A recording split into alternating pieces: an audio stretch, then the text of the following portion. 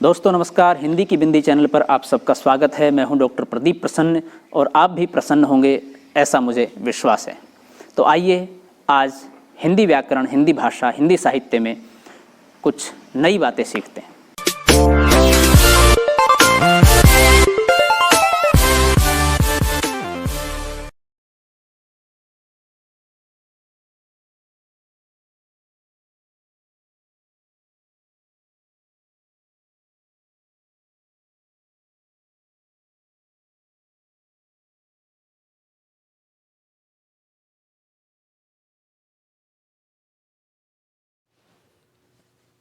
विद्यार्थियों, आज की वीडियो हम बना रहे हैं कक्षा 8 की हिंदी पुस्तक वसंत के पाठ 10वें के कामचोर, जिसको कि इस्मत चुगताई ने लिखा है। इस पाठ के प्रश्नों के उत्तरों को लेकर के हम वीडियो बना रहे हैं। इससे पूर्व हम कामचोर जो एक कहानी है, इसका हम वाचन कर चुके हैं। इस कहानी का अर्थ, भाव, इसकी व्याख्या, इसका विश्लेषण ये हम पूर्व की वीडियो में कर चुके हैं। तो आप हमारे चैनल पर प्लेलिस्ट में जाके, कक्षा 8 की प्लेलिस्ट में जाके वो वीडियो देख सकते हैं। आज हम इस पाठ के प्रश्नों के उत्तरों को लेकर के वीडियो बना रहे हैं। तो हम वीडियो प्रारंभ करते हैं। पहला प्रश्न है, कहानी में मोटे मोटे किस काम के हैं, किन के बारे में और क्यों कहा गया है? तो उत्तर है, कहानी में मोटे मोटे किस काम के हैं, बच्चों के बारे में कहा गया है, क्योंकि वे घर के कामकाज में जरा सी भी मदद नहीं करते थे तथा दिन भर उधम मचाते रहते थे। इस तरह से ये कामचोर हो गए थे। प्रश्न नंबर 2 है, बच्चों के उधम मचाने के कारण घर की क्या दुर्दशा हुई? उत्तर है, बच्चों के उधम मचाने से घर अस्त व्यस्त हो गया। मटके सुराहियाँ इधर उधर लुढ़क गए। घर के सारे बर्तन अस्त व्यस्त हो गए। पशु पक्षी इधर उधर भागने लगे। घर में धूल, मिट्टी और कीचड़ का ढेर लग गया। मटर की सब्जी बनने से पहले भेड़ें खा गई। मुर्गे मुर्गियों के कारण कपड़े गंदे हो गए। इस वजह से पारिवारिक शांति भी भंग हो गई। अम्मा ने तो घर छोड़ने का भी फैसला ले लिया। स्वाभाविक सी बात है, जब बच्चे दंगा करेंगे, खेलेंगे, तो सामान इधर उधर गिरेगा, बिखरेगा, टूटेगा, धूल मिट्टी उड़ेगी, पशु पक्षी जो हैं वो इधर उधर भगेंगे। तो ये सारी अस्त व्यस्तताएँ, अव्यवस्थाएँ होंगी। प्रश्न नंबर 3 है, या तो बच्चा राज कायम कर लो या मुझे ही रख लो। अम्मा ने कब कहा और इसका परिणाम क्या हुआ?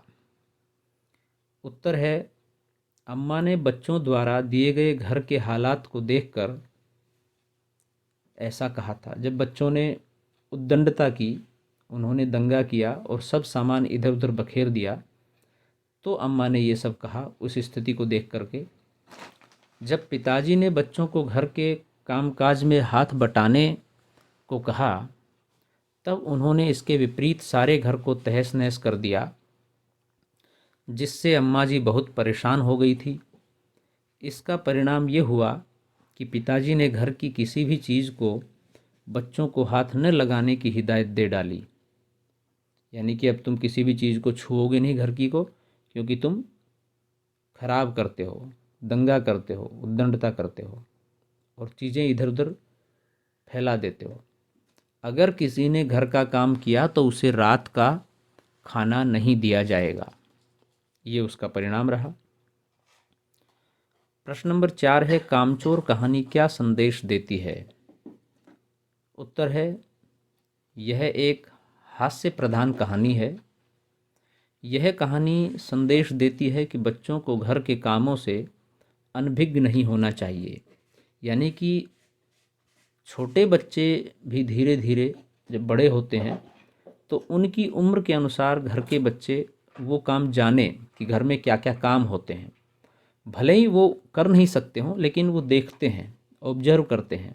तो बच्चों को दिखाई दे रहा है कि देखिए उनकी माँ जो है खाना बना रही है, उनके पिताजी खेत में या बाहर काम कर रहे हैं, उनके बड़े भाई या बड़ी बहन घर में दूसरे बड़े लोगों की मदद कर रहे हैं, तो जो भी घर में काम है बच्चे उसे देखते हैं, तो उससे अनभिज्ञ नहीं हो सकते वो, और नहीं होना चाहिए। और जैसे जैसे वो उम्र बढ़ती है और जिस काम को करने लायक वो होते हैं उसे करना भी चाहिए उन्हें। उन्हें उनके स्वभाव के अनुसार उम्र और रुचि ध्यान में रखते हुए काम करना चाहिए, यानी कि जो काम वो कर सकते हैं जिस उम्र के अनुसार जितनी उनमें क्षमता है वो कार्य करना चाहिए, जिससे बचपन से ही उनमें काम के प्रति लगन तथा रुचि उत्पन्न हो, न कि ऊब। और देखिए, काम सबको करना चाहिए, करना पड़ेगा, जीवन का उद्देश्य यही है। जो बहुत पैसे वाला व्यक्ति है, उदाहरण के लिए जो अडानी अंबानी लोग हैं, उनके पास बहुत पैसा है, उसके बावजूद भी उनको उनके बच्चों को काम करना पड़ता है, काम करना पड़ेगा, क्योंकि ये जीवन का नियम है।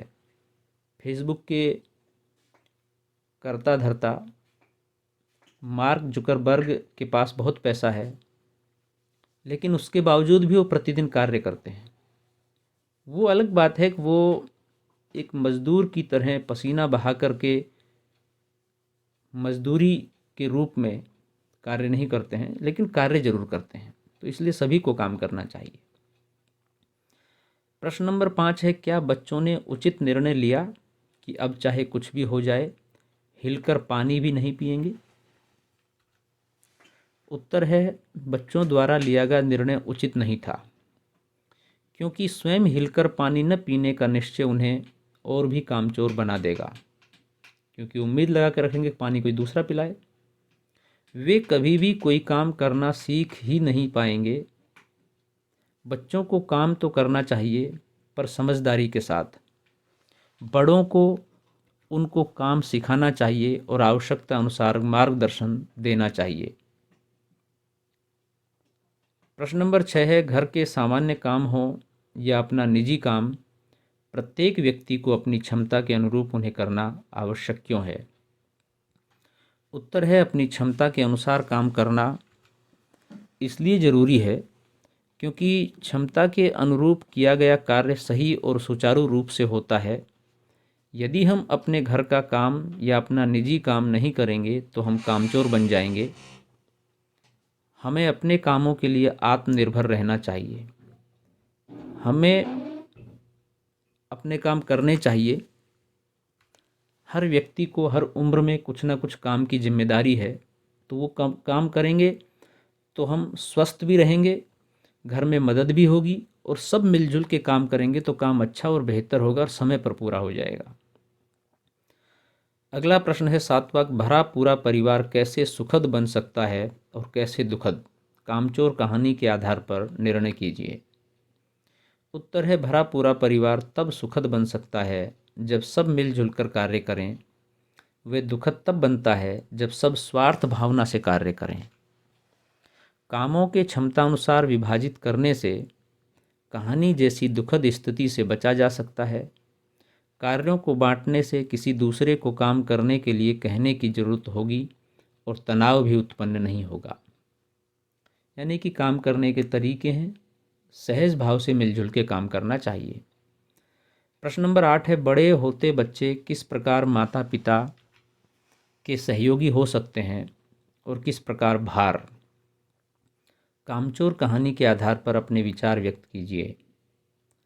उत्तर है, बड़े होते बच्चे यदि माता पिता को छोटे मोटे कार्यों में मदद करें तो वे उनके सहयोगी हो सकते हैं। जैसे अपना कार्य स्वयं करें, अपने आप स्कूल के लिए तैयार हो जाएं, अपने खाने के बर्तन यथासंभव स्थान पर रखाएं, अपने कमरे को सहज कर रखें। ये सब छोटे छोटे कार्य हैं जो बच्चे सहज रूप से कर सकते हैं, और इनसे आपके माता पिता को, आपके परिवार वालों को आपके काम से बहुत सहयोग मिलेगा। दूसरा, आप में भी, बच्चों में भी एक आत्मविश्वास जागेगा कि मैंने भी कुछ किया है। हर बच्चा ये इतने छोटे छोटे काम है, इस तरह के काम कर सकता है, तो करने चाहिए। यदि हम बच्चों को उनका कार्य करने की सीख नहीं देते तो वह सहयोग के स्थान पर माता पिता के लिए भार ही साबित होंगे। उनके बड़ा होने पर उनसे कोई कार्य कराया जाएगा तो वह उस कार्य को भली भांति करने के स्थान पर तहस नहस ही कर देंगे, बेकार कर देंगे उस काम को। जैसे कि कामचोर लेख पर, कहानी पर बच्चों ने सारे घर का हाल कर दिया था। इसलिए माता पिता को बच्चों को उनके स्वभाव के अनुसार उम्र और रुचि ध्यान में रखते हुए काम कराना चाहिए, जिससे बचपन से ही उनमें काम के प्रति लगन तथा रुचि उत्पन्न हो, न कि ऊब और उनके सहयोगी हो सकें। ये भाव बच्चों में पैदा होना चाहिए और माता पिता की जिम्मेदारी अधिक होती है कि वो इस जिम्मेदारी को करें, उनसे काम करवाएं, ताकि बच्चों में काम करने की धीरे धीरे आदत डल जाए। प्रश्न नंबर 9 है, कामचोर कहानी एकल परिवार की कहानी है या संयुक्त परिवार की? इन दोनों तरह के परिवारों में क्या क्या अंतर होते हैं? उत्तर है, कामचोर कहानी संयुक्त परिवार की कहानी है। इन दोनों में अंतर इस प्रकार है। एकल परिवार में सदस्यों की संख्या 3 से 4 होती है। माँ, पिता व बच्चे होते हैं। संयुक्त परिवार में सदस्यों की संख्या ज़्यादा होती है, क्योंकि इसमें चाचा जी, चाची जी, ताऊ जी, ताई जी, माता जी, पिताजी, दादाजी, दादी जी और भी अन्य लोग, बच्चे आदि सभी सम्मिलित होते हैं। एकल परिवार में सारा कार्य स्वयं करना पड़ता है, जबकि संयुक्त परिवार में सब लोग मिलजुल कर कार्य करते हैं। एकल परिवार में जीवन के सुख दुख का अकेले सामना करना पड़ता है, जबकि संयुक्त परिवार में सारे सदस्य मिलकर जीवन के सुख दुख का सामना करते हैं। तो ये अंतर है एकल और संयुक्त परिवार में। दोनों की अपनी खूबियां हैं, खासियत हैं, कुछ कमियां भी हैं, लेकिन सामूहिक और संयुक्त परिवार में बच्चे का ज़्यादा अधिक सर्वांगीण और अच्छा विकास होता है और उसमें बच्चा ज़्यादा सीखता है। स्नेह का भाव भी उसमें पैदा होता है, मिलजुल के काम करने का, मिलजुल के खाने का, मिलजुल के बांटने का, एक साथ खेलने का, एक साथ रहने का, ये सारे भाव संयुक्त परिवार में बच्चा अधिक अच्छे से सीख सकता है। भाषा की बात करें तो उससे संबंधित जो प्रश्न है, पहला प्रश्न है, धुली बेधुली बाल्टी लेकर 8 हाथ 4 थनों पर पिल पड़े। धुली शब्द से पहले बे लगाकर बेधुली बना है, जिसका अर्थ है बिना धुली। बे एक उपसर्ग है। बे उपसर्ग से बनने वाले कुछ और शब्द हैं, जैसे कि बेतुका, बेईमान, बेघर, बेचैन, बेहोश आदि, और भी बहुत सारे शब्द हैं। आप भी नीचे लिखे उपसर्गों से बनने वाले शब्द खोजिए। उपसर्ग है प्र, इससे बनने वाले शब्द बताने हैं आपको। आ, इससे बनने वाले भर, बद, यानी कि इन्हीं उपसर्गों से बनने वाले शब्द आपको बताने हैं, 1, 2 या उससे अधिक। हम आपको उत्तर बता रहे हैं, आप भी इनके अलावा और बता सकते हो कमेंट्स में लिख के 2 2 3 3 उदाहरण। ये आपका अभ्यास हो जाएगा तो आपके पास एक कॉन्फिडेंस आ जाएगा, आपने सही चीज़ों को जान लिया है। तो प्र का है जैसे कि प्रबल, प्रभाव, प्रयोग, प्रचलन, प्रवचन। आ उपसर्ग से बनने वाले शब्द हैं आमरण, आभार, आजन्म, आगत। भर उपसर्ग से बनने वाले हैं भरपेट, भरपूर, भरमार, भरसक। बद उपसर्ग से बनने वाले शब्द हैं बदसूरत, बदमिजाज, बदनाम, बदतर आदि। देखिए, ये ध्यान रखिए बच्चों कि किसी भी शब्द से जब आप उपसर्ग पृथक करते हो, अलग करते हो उससे, तो वो जो शब्द बचता है उसका कोई ना कोई अर्थ होना चाहिए, सार्थक होना चाहिए। और उपसर्ग जुड़कर की भी कोई उसका कोई अलग अर्थ होता है, कोई नया अर्थ होना चाहिए। कई बार वही विशिष्ट अर्थ बन जाता है, तो ये एक पहचान है। फिर भी आप उपसर्ग को, प्रत्यय को या हिंदी व्याकरण के अन्य टॉपिकों को बेहतर तरीके से जानना चाहते हैं तो हिंदी की बिंदी चैनल पर प्लेलिस्ट में जाके आप हिंदी व्याकरण या काव्य शास्त्र वाली प्लेलिस्ट है उसमें जाइए, और सब टॉपिक, बहुत सारे टॉपिक हमने समझा रखे हैं, उनसे संबंधित वीडियो बना रखी है, आप उन्हें देख करके समझ सकते हैं। तो विद्यार्थियों, ये थी आज की वीडियो। आपको कैसी लगी हमें ज़रूर बताएं। यदि अच्छी लगी हो तो लाइक करें, शेयर करें, कमेंट्स करें और चैनल को सब्सक्राइब करना न भूलें। आपके मन में कोई सवाल, कोई जिज्ञासा, कोई प्रश्न हो तो आप कमेंट्स के माध्यम से बताइए, और उपसर्ग से बनने वाले अन्य शब्द भी आप कमेंट्स के माध्यम से लिख सकते हैं। वीडियो आपने पूरी देखी, इसके लिए आपका बहुत बहुत धन्यवाद। आशा करते हैं वीडियो आपके लिए लाभप्रद रही होगी। शुक्रिया। नेक्स्ट टॉपिक के साथ नेक्स्ट वीडियो में फिर मिलते हैं, तब तक के लिए नमस्कार।